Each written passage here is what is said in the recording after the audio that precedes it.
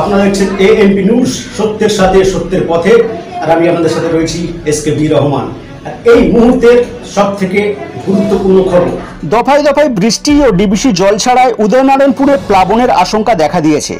দামোদরের জল বাঁধ টপকে উদয়নারায়ণপুরের ডিবুসুট, কুরুচি, শিবপুর, টোকাপুর, হোদল, হরিহরপুর, শিবানীপুর সহ একাধিক গ্রামে ঢুকতে শুরু করেছে।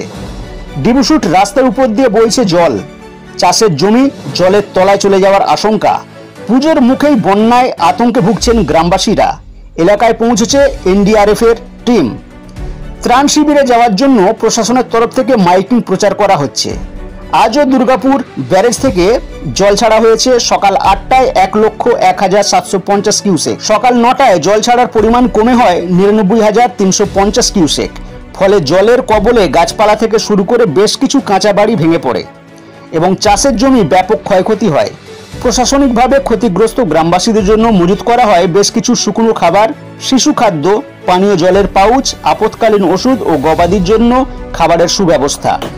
পুলক রায় বলেন, ডিবিসি যে হারে জল ছাড়ছে তাতে বন্যা হওয়া আটকানো যাবে না। পরিস্থিতির মোকাবিলায় সব রকমের প্রস্তুতি রাখা হচ্ছে। দুর্গতদের উদ্ধারের জন্য ডাকা হচ্ছে স্পিডবোট এবং দেশি নৌকা।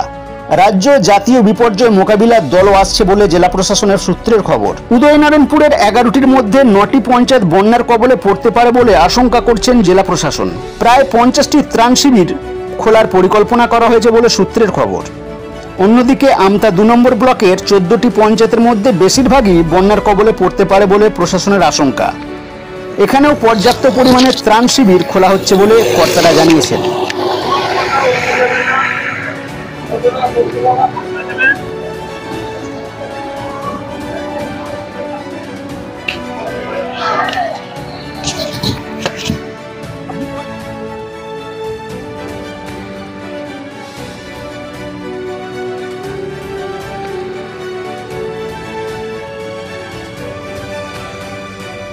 প্রত্যেক বছর না, এই 2 বছর বন্ধ ছিল।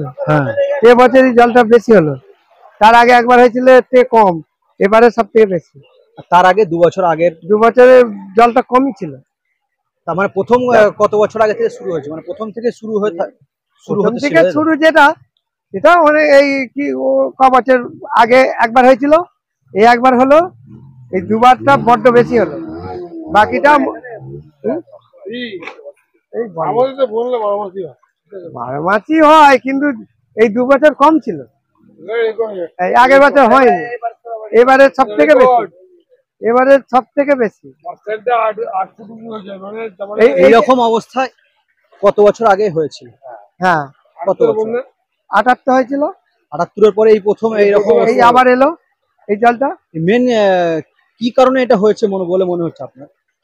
কি কারণে কি করে বলবো, মোটামুটি ডিবিসি জল জ্বলছে। ওইদিকে জল যত বেশি হবে তত জলটা রাখতে না পারলে ছাড়বে, সেই জন্য জলটা বেশি, নাহলে জলটা এত হবে কেন, তাই নয়? রাজ্য সরকার থেকে কি ব্যবস্থা করা হয়েছে এই জলের পরিস্থিতি সামাল দিতে? সবকিছুই তো ব্যবস্থা আছে, এবার কিভাবে সবকিছু করছে। বাড়ি পেরোতে টালিগোলায়, আমি গাড়ি রেখে আসছি ডিবুসুট থেকে।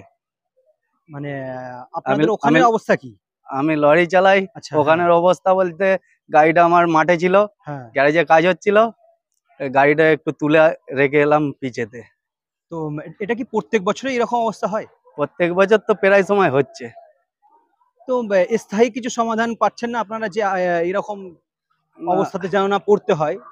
আমাদের বাড়িটা এই ধারটা তো নয়। আচ্ছা, আমাদের বাড়ি হচ্ছে ওই দিকটা, বন্যা হয় না। আচ্ছা আচ্ছা, আমার পেঁড়ো পারে বাড়ি। তো এখানে কি থাকেন কোনো গাড়ির কাজের সূত্রে? আমি গাড়ি কাজ করাচ্ছিলাম ডিবুসুটে। আচ্ছা, হ্যাঁ, গাড়ি চালাই আমি। গাড়িটা আমি জানি বার করে নিয়ে পালিয়ে আসতে পারিনি এত জল।